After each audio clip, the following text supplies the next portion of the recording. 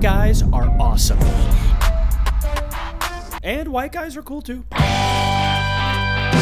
But there's something weird going on at the meeting point of these two races that is unexplainable. And no, it's not Drake.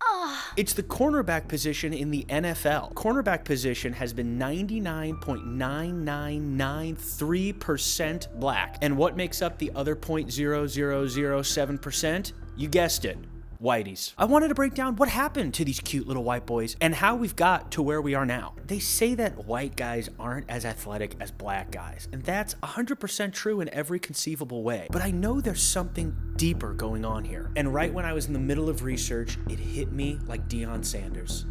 Kind of light, but I guess still made a point. It was so obvious what had happened to this position, and I couldn't believe it took all of us this long to realize that it was just staring us right in the face. Before we get to that though, we have to figure out why whites have been so discriminated against in this situation. Oh, hold on one second.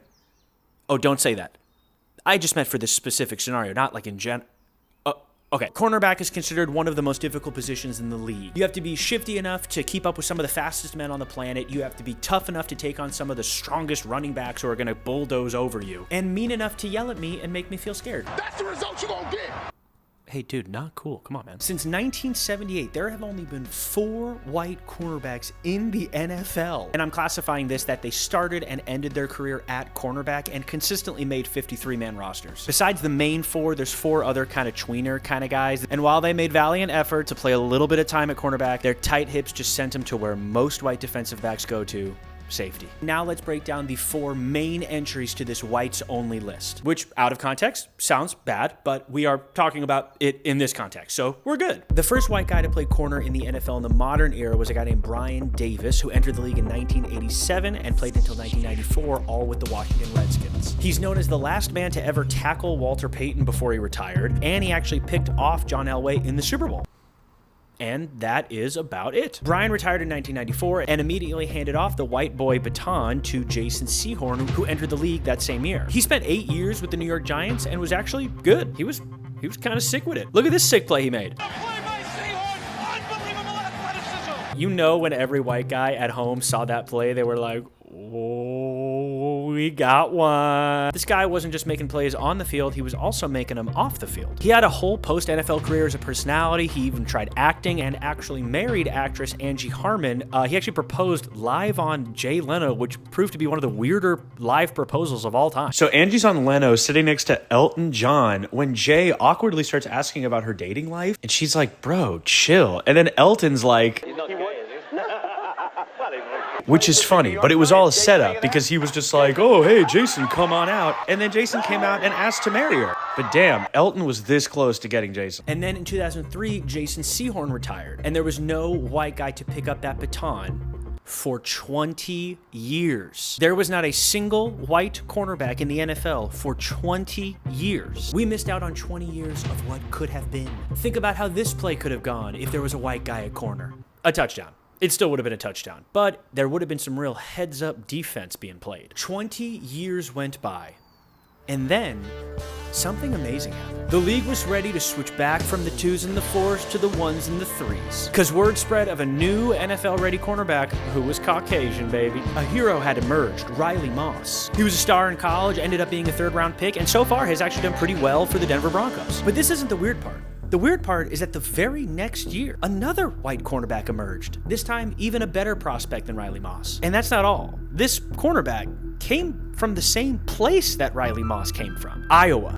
The second guy, of course, is Cooper DeJean. He actually took the league by storm. He had a really good rookie campaign. He became a Philly fan favorite and had a pick 6 in the Super Bowl. So now, currently, the league has 2 white cornerbacks, which is more than there had ever been at the same time. After all that research, I just settled on what kind of everybody else had settled on, which is white guys are just less athletic than black guys. But then how do you explain that before 1978, plenty of white people played cornerback? It was a swarming, relentless defense that lusted after. Holy crap. It's like watching an old basketball game before black guys showed up. Or watching old golf clips before black guys showed up. White boys were playing it pretty well until this guy, Mel Blount, showed up and ruined it for everybody. Not because he's black. He's just way better at football than all those dudes. Let me explain. So back in the day, football was more of a run-first game, and so cornerbacks were more designed to jam at the line of scrimmage and tackle. Size and strength were pretty important for the position. Mel Blount is almost the same size as his two Hall of Fame linebacker teammates, Jack Ham and Jack Lambert. He was so good, it made offenses against him boring, and so they passed what was known as the Blount rule, after his name, not like a weed-related rule, even though blunts have been known to make white guys slow. The rule made it so corners couldn't touch wide receivers within the first 5 yards. This neutralized certain cornerbacks' strength and forced the position to become more agile and nimble, and thus, well, black. The white boys just could not keep up. Or so we thought. I couldn't let this answer just be it. I knew there was more to the story. 4 white guys in 46 years of football, and then to have 2 guys come out of nowhere and enter the league at pretty much the same time? Where have all these dudes been up until now? Yes, black guys are more athletic than white guys for the most part, but 99.9993%, that just doesn't make sense. Quick little shifty white boys seem prevalent in other sports, like soccer, and this. And that's about it, but look how agile this guy is. He's like really agile. No, just keep watching. I watched hours of tape, and I almost gave up. I almost gave up on the white corner, but I put on just one more tape. And this time, I looked at it not from my perspective, but from the perspective of the white corner. What did Sehorn and Brian Davis see?